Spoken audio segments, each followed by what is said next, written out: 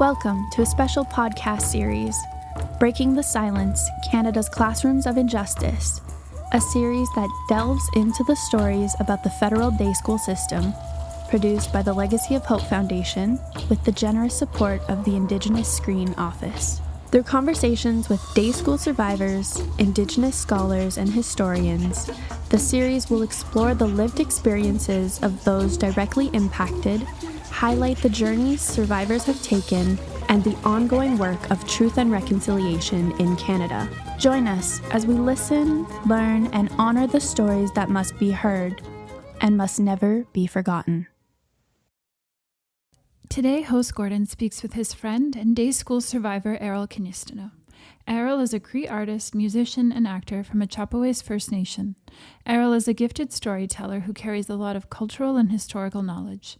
In this episode, Erroll shares difficult memories of his time at the Ochapowace Indian Day School, while also highlighting the journey his community has taken to build a new school on the reserve that will help to shape the futures of Indigenous youth. Thank you for tuning in to this important and impactful conversation for the Roots and Oots podcast Day School Series project. Okay, Erroll, let's get this underway. Maybe we just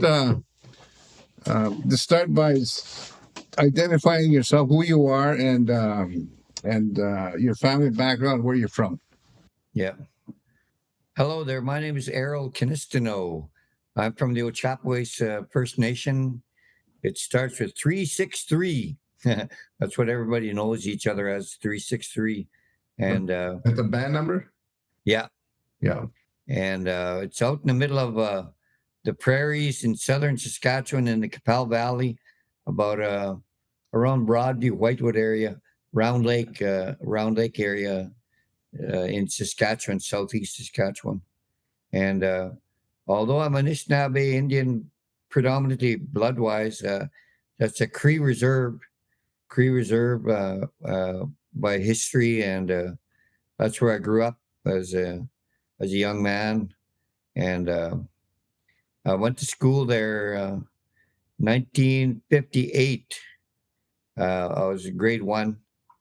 Actually, my parents, they went out to, in 1958, the early part of 1958, they left Ochapowace to go work in the sugar beet fields out in Tabor, Alberta, Vauxhall. So I ended up going to school there when I was in grade 1. In Vauxhall, I started school there, but I ended up, after the harvest was done, the sugar beets were done. Actually, it was on a potato field. They came back to Ochapowace, and I started part of my grade 1 on the reserve in the Ochapowace Indian Day School.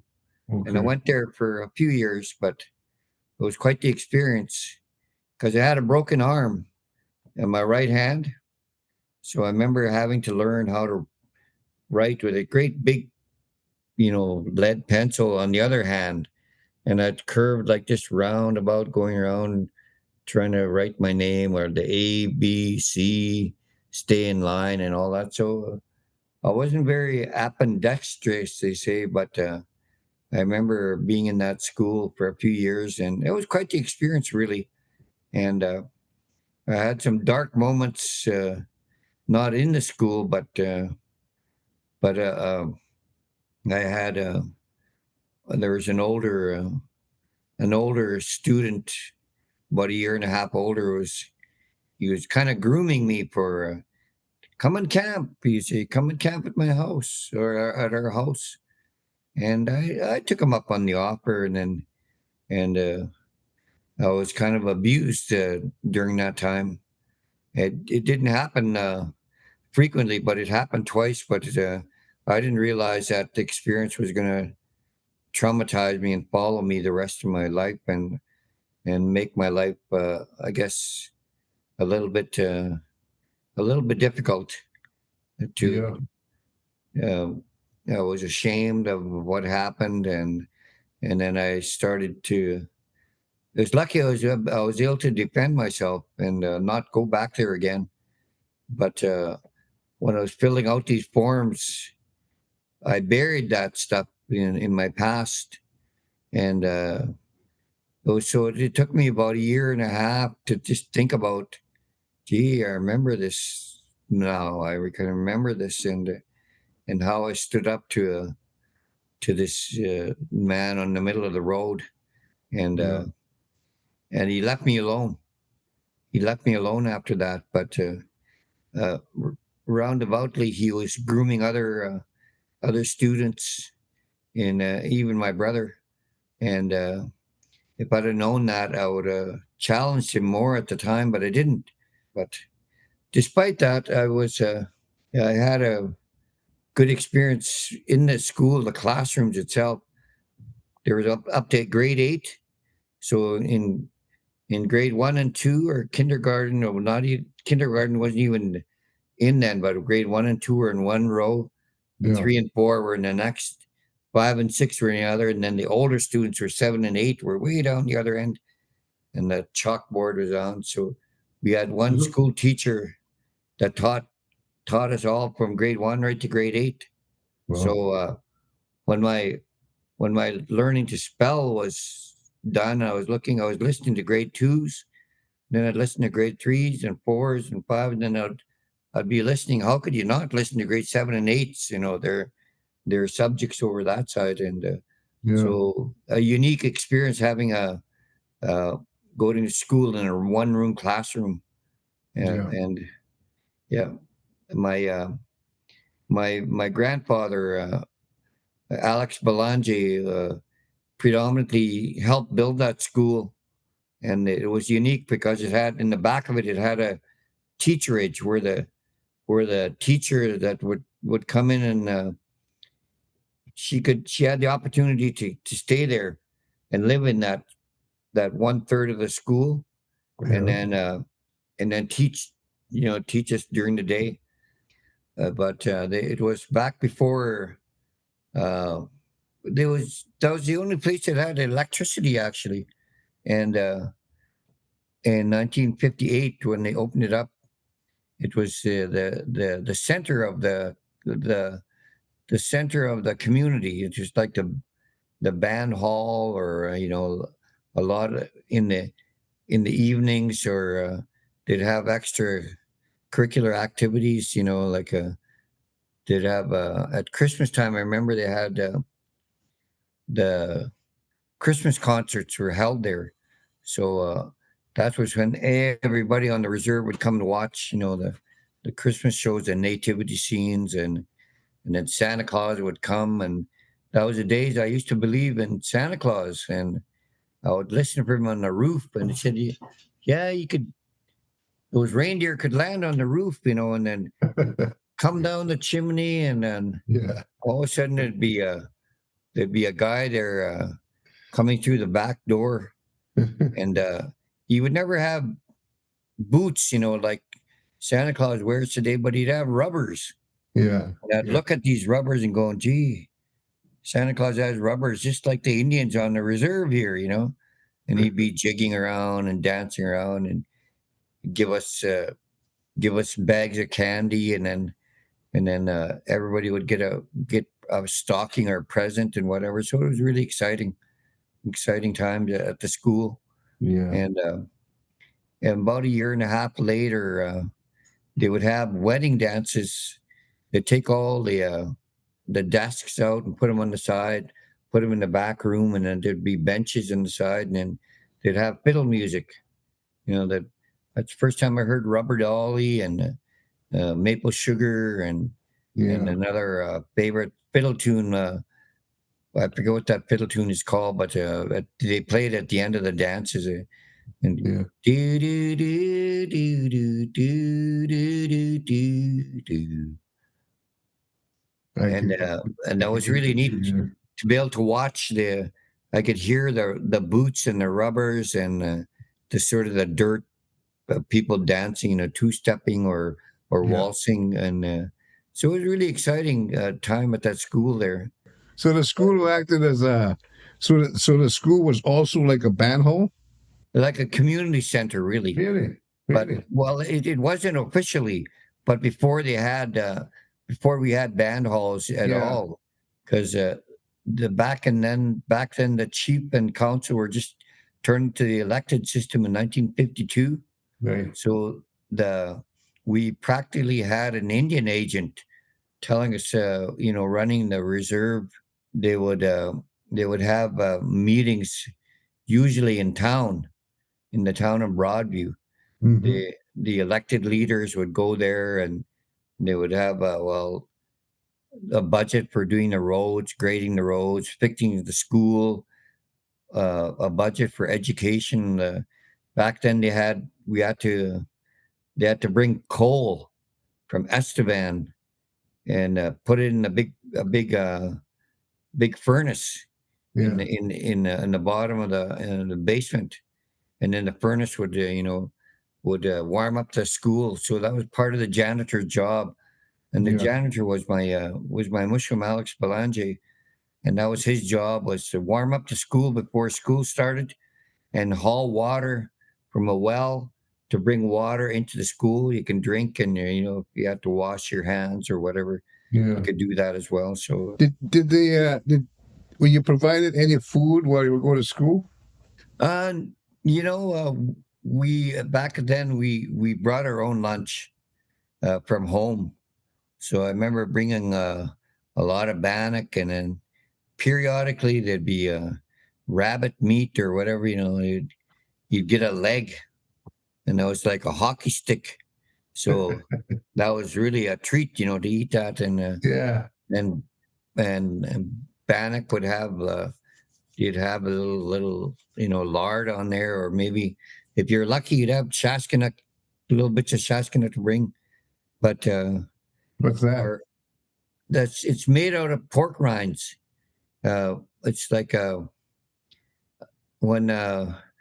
like back bacon, a slab of back bacon. Yeah. You cut it up in those squares, and you pour it in hot oil.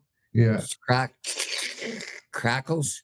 Okay. And then it makes a greasy, like Indian popcorn, they call it. Oh, yeah, is that what it's called? I never heard of it. So Yeah, maybe it's down south. It's a down south thing.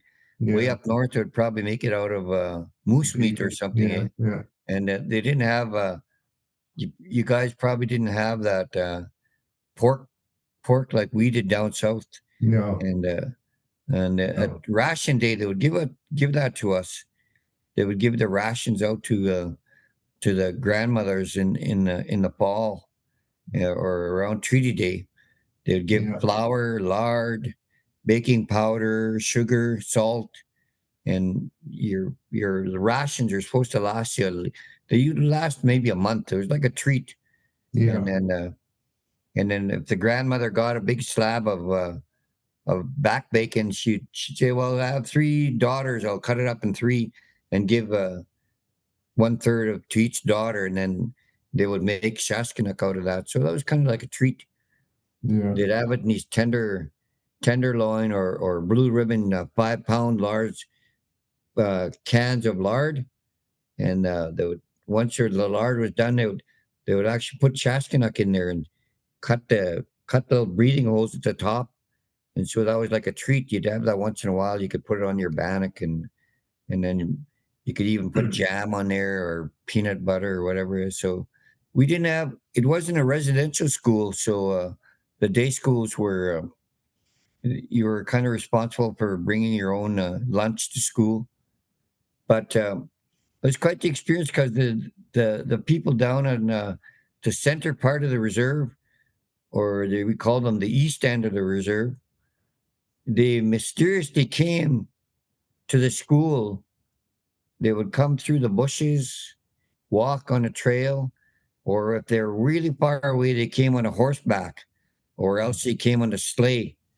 I remember one guy had a team of horses. Two horses would hook up, and he'd bring the kids from down the east end that were coming to school. The Still family, or the Alleries, and some of the Bears would come there, and they would come up to the west end on the reserve, and that's how they came to school. And there must have been about, maybe there's about 20 people in the whole school at the time. But after school, like, they would hobble horses, during the day, he would hobble their legs, and then they wouldn't go too far. So he'd go get the horses after school, 3:30, hook them back up on the sleigh, and then the kids would get on there, and they would go back to the east end of the reserve. Yeah.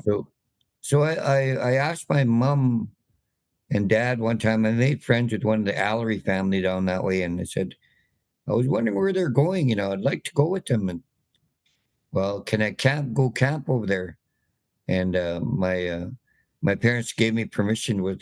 They had to ask the Allery family, can Erroll go down and camp with you guys for a night? And that's what we did. And it was an adventure, like traveling behind a horse and riding on a sleigh, because the sleigh would go really slow. So we'd push each other off once in a while, into the snow, and they'd run like you're going to get lapped or whatever. Eh? And then by the time they got home, it was already sun was going down in the wintertime. So they put the horses in the barn, and then the lamps at the time they had a coal oil lamp, and then they would light up the living room, and then they'd have supper, and then it was time to go to bed, because at maybe about 4 or 5 in the morning, they would go out and hitch the horses up, feed the horses, water them, and then hook them up, and then by 8 o'clock or 7:30, we were on that horse and wagon, the sleigh, going back to the school. So it was really quite the adventure, and it demystified where they were coming from and what they were doing. Yeah. And I got to know some of the Allery family quite big. Or the guy that was actually driving the horses, the team of horses, his name was Ross Allery, and he eventually became a counselor on our reserve later on, and he was a counselor for about 30 years. And the last 2 terms, he became the chief of our nation. Well, he's passed on now, but I remember him being a community leader and a school leader from those days. It naturally grew into being and his mother was a very she was really a unique woman. Her name was Maribel Allery. She was originally a Still, but when she married Alex Allery, she became an Allery, and she was notorious for being the first Treaty Indian status woman counselor all across Canada. So we have that unique history on our nation. I was just thinking about your name of your reserve, Ochapowace. When I think I asked you this, but you didn't reply to me. Ochapowace means Ochapowace. The way we say it in Cree, Ochapowace means a person that sweats, and so I think it maybe you guys did a lot of sweat lodges back in the day. That's how you came up with the name Ochapowace. We might change it to Ochapowace now, right? So Ochapowace means to sweat. So just a piece. Yeah, that Matutu is like a sweat lodge, but over the years, Ochapowace is really unique because originally he wasn't at the treaty signing of the 1874. Oh, so Ochapowace was a person? Yeah, but Kakishuel was at the initial signer of Treaty 4. He was a well-known chief of the Cree Nation. Yeah, and they did many skirmishes as a Cree Nation against the Blackfoot out in Medicine Hat. So there's many stories about the folklore stories about him, doing battle with the Blackfoot out in Medicine Hat territory, maybe Siksika, but I don't know if they went that far. But he was the initial signer of Treaty 4. And there was another chief at the time, a young man named Chekachas. So Kagishu and Chekachas were 2 different chiefs, but in I think it was 19 or probably the 1800s, they amalgamated those two bands and they put them together and they renamed it after Kagishiwe's son. Kagishiwe had a son named Ochapowace, and that's how it became Ochapowace. It was created by the government as opposed to so we're right in the middle of our in history of correcting renaming our reserves Kagishiwe and Chekachas as opposed to Ochapowace that the government renamed our reserve. But over the years, we wondered about that name. Ochapowace was like affiliated with a ceremony, like to tie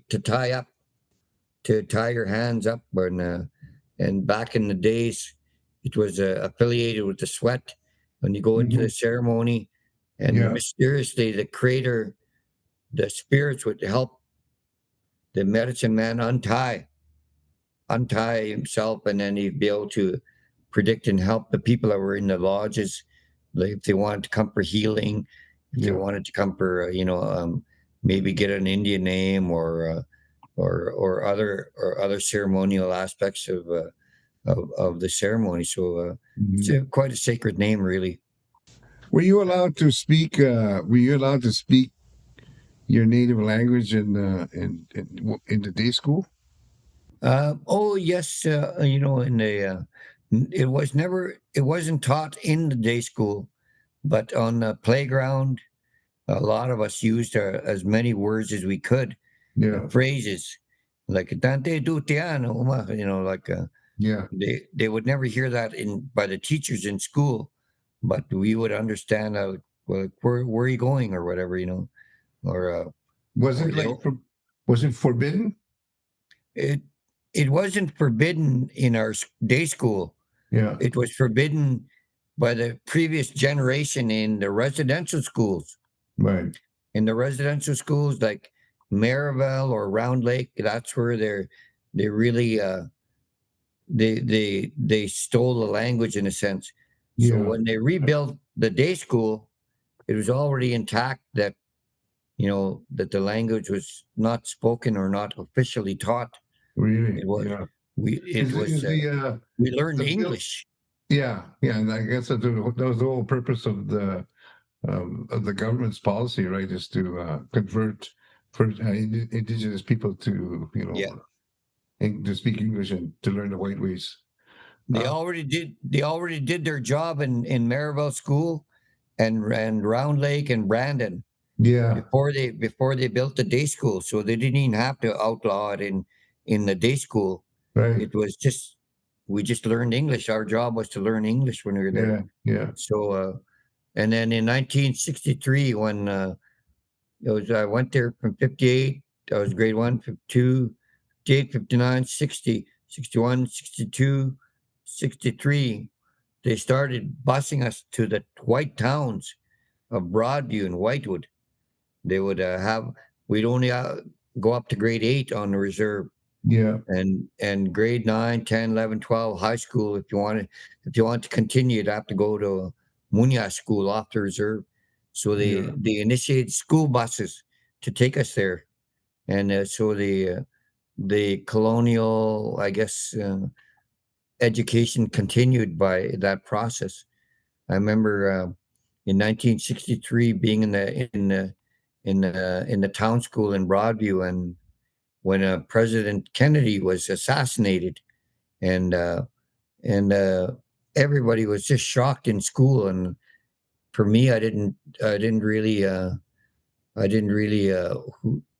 fathom the immense experience that was going on. But I'll never forget. Everybody in the school was crying or in shock that the president was shot, and we had about maybe a half an hour of just being in shock at that time at that school.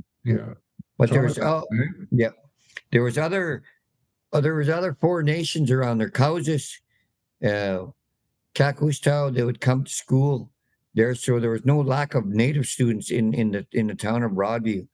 And roundaboutly, the school system really because they had so many influx of students, the tuition went up, and we didn't know it at the time, but our our numbers were contributing to the financial building of the expansion of the Broadview School. Yeah. They built a big gymnasium and they built a bigger classroom. So Mhm. our numbers magically were utilized in the school system to expand the school and So build a bigger gymnasium. that Yeah, would have been the provincial school then, right? yeah, Yeah. yeah. So 63, 64, 65, 66, that, and uh, and of course, mysteriously, our kids, a lot of the kids would not be able. They would go up to grade 9, 10, and then would drop out. So Yeah. there was never a lot of graduate success in the schools at the time. So that if you finished your grade 10 or 11, that was, it was amazing, really. Yeah. And Yeah. but there was no push for you to it the imbalance of like the difference between the ability to learn as kids or students was a little bit different than Amunia Yeah. going to school. Yeah. That's right. Like, did you find that, like, from going to day school and then going to the provincial school, did you find it harder, making the transition? Not really, because I was going thing. Uh, I I actually only went up to grade 8 in the provincial school system uh, at Broadview, Yeah. because I had the unique experience of being put into a boarding home after that. Yeah. I went through the I d- I have that experience of going to 2 towns away from the reserve in Yeah. Grenfell in grade 9, Whatever. 10, 11, 12. Yeah. Whatever happened to the building that the day school building? Is it still there or? No, but uh, it became a residence later on for somebody after it was not used as a school anymore. It went through a process of uh, when everybody was going to a different school, uh, we had kindergarten in there, or we had a community education. I remember they utilized it for upgrading. Right. Adults would go to school there. It became a band office later on. Yeah. The chief and council had some of their band business going on in there, and so it was utilized, as a functioning community place. And if somebody had a wedding or whatever, they would have a dance there, or people would use it as a community center. And then it finally fell into disarray. I think there was no funding for it anymore, and we had to go through a process of, I think, rebuilding our school. When we had that experience of our maybe 1, 2 people actually graduating in the town schools, we figured as a nation, why is this? Well, what's going on? Maybe Mhm. we should build a school of our own. So Yeah. in 1992 or so, I was on the band council at the time, and we figured, well, we should build one of our own up to and include high school and Yeah. utilize our numbers, instead of shipping our students off to town schools. Let's utilize our own numbers, and Yeah. we'll have a school on the reserve. So since then we've created a school, and we call it Kagishuel School now, and it goes up to Yeah. grade 12, and they've blended the classes into an industrial arts and welding and auto mechanics. And so they made really a lot of progress in that direction. And they Yeah. but they did have to we went through a process of, well, gee, just because we're taking our kids out of white school, putting them on the reserve, in a sense, they lowered the standards of education. So that was a dilemma. Oh, let's put them through grade 3, 4. I mean, a grade 9 and 10, even though the curriculum wasn't as high as a regular school, and they would find out when they go to university they didn't have the matriculation grade, mathematics or science or whatever, so they paid the price by having to redo all those classes when they go to university. So we had to up our standards a little bit and say, no, we got to get up to par, and really went through this process. Well, what are we doing? Are we just utilizing the provincial curriculum to teach our kids curriculum? Are we the oppressors now? Which is really, in a sense, we were going through. Well, we went through a process saying, well, our kids are just skipping school, missing out, and whatever. And that's when a lot of the teachers that went to get their teaching degrees had to shift their mindset, because the kids had many problems of being diagnosed or ADHD or fetal alcohol spectrum disorder or all this trauma stuff. Said that we came here to teach school. We didn't come here to be social workers. I remember some of the teachers going through that, but they had to adjust now. These are the things we have to deal with. These are trauma things over the years that these things follow us and our students. And we had to learn to balance teaching our kids not just to become matriculation-oriented kids and learning the provincial education system. We learn that too, but also let's build your self-esteem. And how they do it is try to learn your language now. The kids were starting to learn Cree, or they go back to the land, like learning how to buffalo, learning to utilize skinning a deer, or if a moose, if you're lucky, to utilize those traditional foods. So there's a back to the land movement going on in our schools now. And whether they get that in their curriculum or they pass it, it's included now. It's back and forth kind of thing, eh? So, and I guess it's a blessing, and a blessing really. But roundaboutly, they should have left their language intact, because culturally we would have learned a lot of our values if they utilized Cree. Like, for example, the seven teachings Ojibwe, but there's the eighth one, love yourself, which is the eighth, Nehio. So we learn all this Cree and philosophy, or our language would be passed on. Our traditional laws we'd have learned. Our ceremonies would be intact. So we're right in the middle of this unlearning our colonial ways, and yet at the same time our dilemma is, what are we going to teach now? Are we going to blend them both, English and Cree, or that's where we have to do both? So, do many people speak Cree in your community on your reserve? You're back on your reserve now, right? Yeah. Yeah. Many of them speak it up in kindergarten, grade 1, grade 2, grade 3, grade 4. Okay. But they learn it at school, but we don't have a clue what's going on as adults, and we don't talk it at the hockey games very much. Yeah. We don't speak it at the store. We don't speak it in the towns. It's shifted. Yeah. All the Munoz people know we're going to get cows and plows. So they talk about, the Indians are going to get cows and plows. They all know that, but they don't know how to say that in Cree. So we're in a dilemma, really. We're in the crossroads of learning to be Munoz. We've learned the Munoz ways.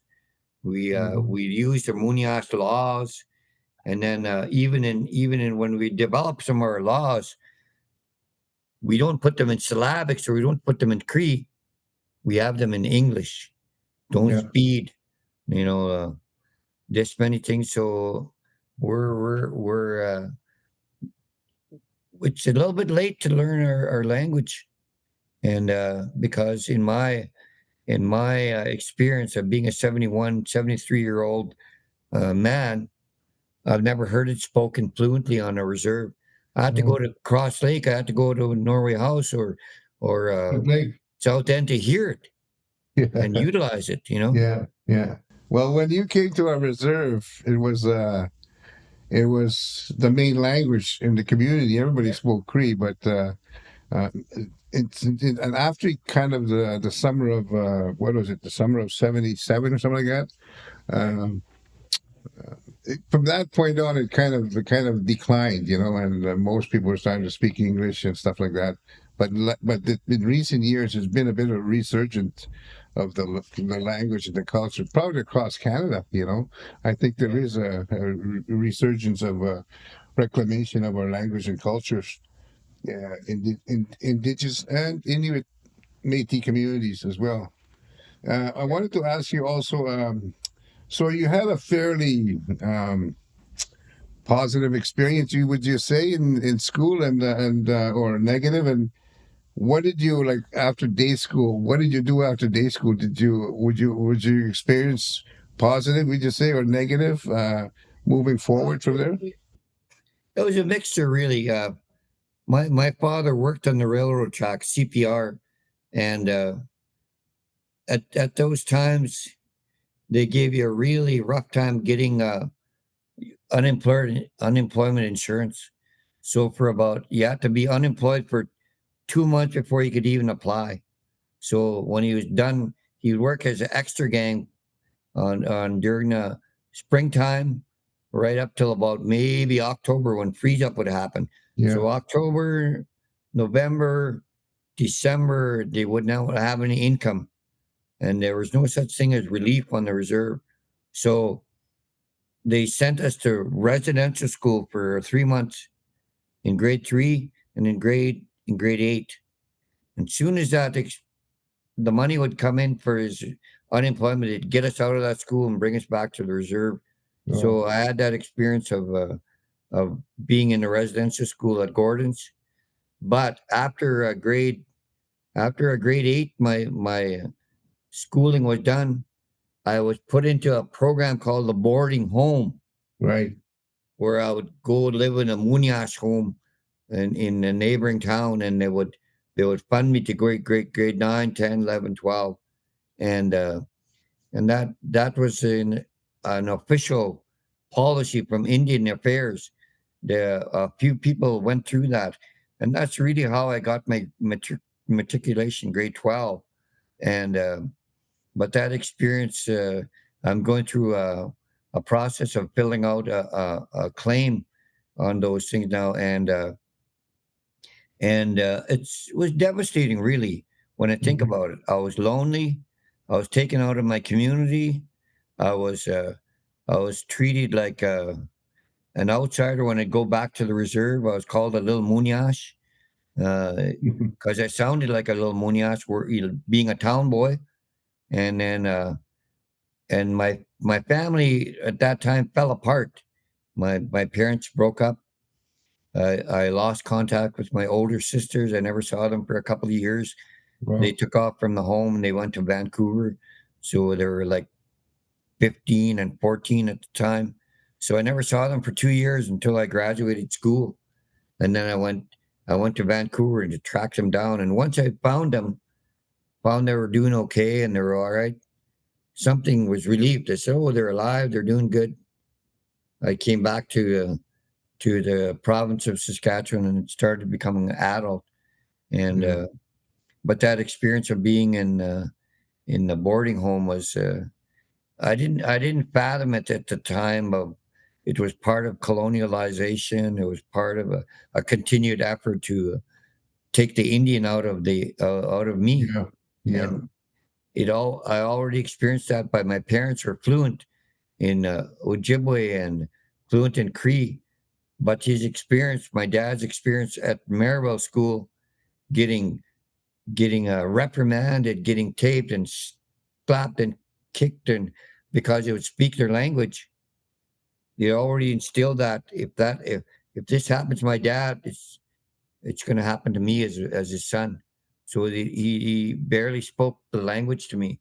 He said, Yeah. "Your job in that school was to learn English, become so you don't get hit or you don't get in trouble or you don't like you're not at odds with the school system."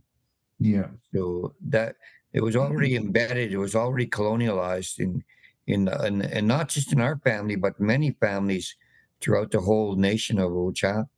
Yeah. And they in a sense they robbed our culture, robbed our language, they robbed our way of life.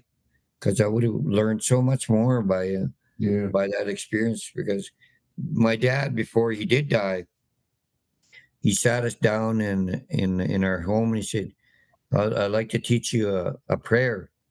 But he had said, Miguel, Kichemanto, Kakinagego, when is to sing, Kamigo en. Amen. I basically that that is a prayer that says, "Me, thank you, Creator, the Big Spirit, for all you've done. Uh, Yeah. Kakinagego for everything, where we live in the world, where we are in the universe, the Milky Way. Uh, Kakinagego, when this is sing for the food we eat. Um, when this is sing, kamigo en, the water we drink, because water is life. I and so I carry that around with me, and I wish I would have learned more from my father because my father was fluent in Soto and in Cree, and he Mhm. became the leader. He became a band member of our nation a few times, and then his experience was because he knew the language well enough. The elders, they Mhm. knew how to speak to him, and they said they wanted to nominate him. They nominated him for chief of the Ochapowace Nation, and he had a couple of months to decide. So, and he said, "No, maybe it's not the thing I should do at this time," and he Mhm. withdrew. So he became the kingmaker in a sense. The next guy that was with him was Watson, Sam Watson. He was acclaimed as the chief. So Sam Watson's big job at the time was to run the grader on the reserve, and we had a little bit of road, so he would always come and grade our road after that because he respected my dad. Yeah. Uh, and our road would in the wintertime would be graded, snow plow, and then summertime it would be graded because he respected my dad for dropping out and making him the chief of the Yeah. nation. Yeah. Looking back, what has been the most helpful in your healing, and what does healing mean to you? I think healing. I have a lot of stuff to heal from, and my experiences in growing up on the Ochapowace First Nation, being taken out of there and dropped into a white community, being called a little muñas. Uh, Explain Unias. it's a little white man, a little a town boy. You can see, and I remember being called that when I was younger, when I would go to the boarding home school off the reserve, and and yet at the same time, that was roundabout it was a negative experience because if I should have stayed home, I should have stayed home and stayed on my reserve and become the chief maybe or the band counselor or a community member at a young age instead Yeah. of when I was old man. And but yet at the same time, I had that experience of being able to live a life off the reserve, much like you. Yeah. Uh, you don't have to live on Split Lake to be an Indian. You can Right. live in Ottawa or Nunavut territories. I had that experience too. Now I'm a pan Indian. I can be an Indian over in Europe. I can be an Indian down in Mexico. I have that experience. I can be an Indian in the city of Regina or Winnipeg, wherever I go. That spirit follows me. Yeah. But yet at the same time, it separated me from my home community in a sense, Yeah. roundaboutly. Like many others. Yeah. Yeah. How important is it for Canadians to know about the federal day school system, do you think? I think it's important to, especially in context of the process of colonialization and how that official policies really were a detriment to us as a nation. Uh, we probably would have developed with our languages intact. We would have learned the importance of our languages. Our laws would have been intrinsic instead of being now. We got to relearn them and try to put them into into our community level, and it's a big job. Mhm. It's they did a really good job of colonializing us through the day school process, through the education, and but there's the flip side to that. The First Nation University of Canada and the other institutions, languages are actually becoming the bastions of sovereignty. There's this word nations within nations, and so we think about those things and go, man, we got a big job. We got to as we have a little time on this in our life. Maybe we should kindle that continue that fire of knowledge, pursuit of knowledge. Yeah. But we got to learn where we've been through before we know kind of where we should go and Yeah. how to plebiscite our people. Is this good for us or is it bad? Or do we do both? Or should we leave things the way they are? Or is there an official one way to do things, or is there Mhm. multiple ways? So Yeah. It kind of reminds me of a saying that, like, what you just said, you described about how much work we have to do yet. It's so immense. It's kind of like coming out of the forest only to realize you still have an ocean to cross. It's yeah, I like the name of your project, the Legacy of Hope. In yeah. a sense, we have to have some kind of hope that this learning about ourselves, learning what we went through, can really benefit the next generation of people because Right. like we're living in a crazy age these days, and if we don't pull our socks up, nobody's going to do it for us. We got Right. to do it on our own. Yeah. Uh, and I remember when I graduated from university in Saskatchewan Indian Federated College, I was so proud. Uh, I learned a little bit of Cree and a little bit of Ojibwe in those classes. And Dr. Ahab Spence, who he was just happy too, and he says, "But you know what, Errol?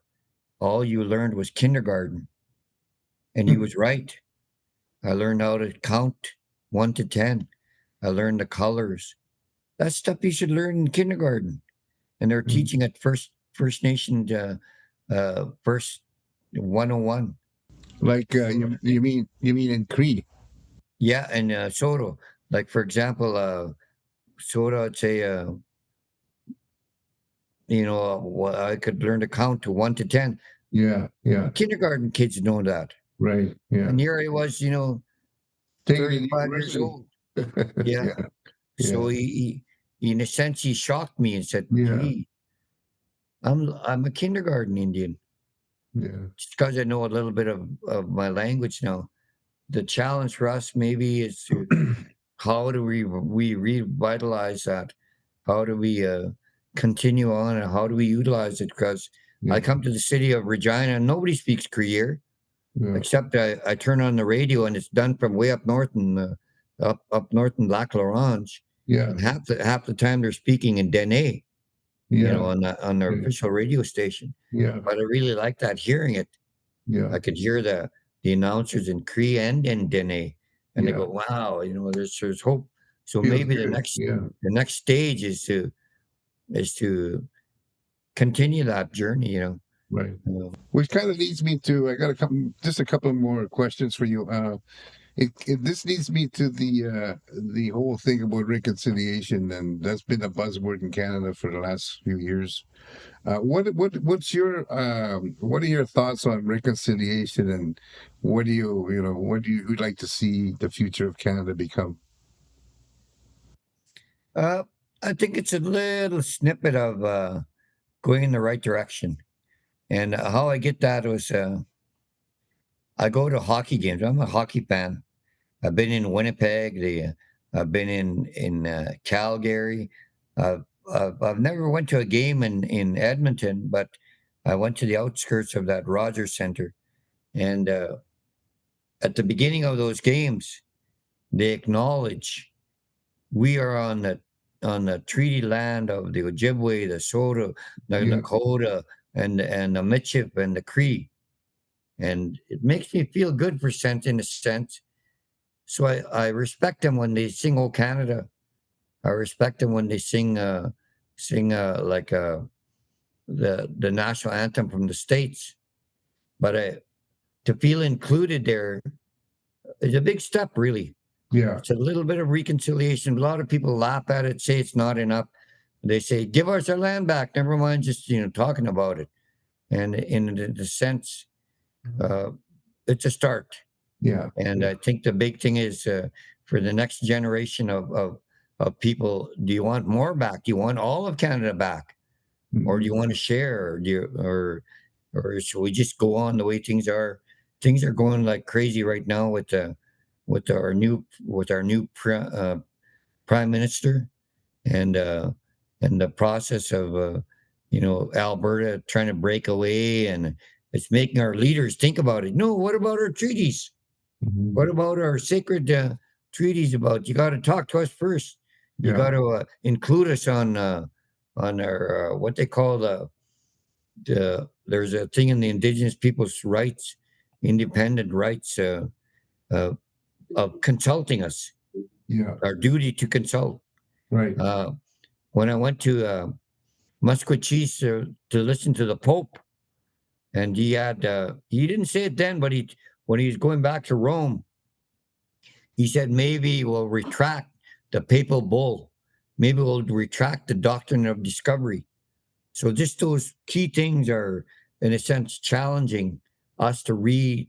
How did they obliterate our rights to begin with? And through the papal bull, through the doctrine of discovery, they labelize as non-entities. We're animals, or we're not capable of thinking for ourselves. Right. We got to undo those things because we have rights through as individuals and nations. And how are we going to get there? Or who knows when that'll happen? Or we might be little bastions of sovereignty, or maybe Split Lake will become or maybe Ochapowace will become that total sovereign nation again, like our AFN people talk about or dream about, or our leadership speculates that can be done. Yeah. Well, Erroll, it's been really nice, awesome talking to you, and you've got a lot packed in there, and it's been very interesting to hear some of your perspectives. And I have a tremendous amount of respect for you, for what you've been through in your life. And is there anything else that you might want to add regarding the federal day schools before we close off? I think, from our chief, and our chief reiterated, the former chief, Denton George, they quote him on saying, you got to learn your past in order to know where you're going. And that wasn't coined by him in a sense. It was just, he had that ability to take other people who might have been come from other leadership people, that like Lyle Longclaws, when he was a leader of the Manitoba Indian Brotherhood back to days. In a sense, you got exposed to poison in order to know what poisoned our way of life, and expose it, and then get rid of the pus or the sore, and start healing again. And then maybe that's what we have to do. We have to know a little bit about what we've been through, and what we've gone through, and in order to to rebuild or at least uplift our people, to give them hope, because we have a lot to contend with. Our life is full of drama, trauma, and yet at the same time we got to have hope, and that legacy you guys are doing, I think it's good. Roundaboutly, it's capturing some of our feelings, some of our processes of trying to rebuild a nation again, or rebuild ourselves as people, and have there's more to life than just to Standish Hall. Thank you so much, Erroll. Thank you.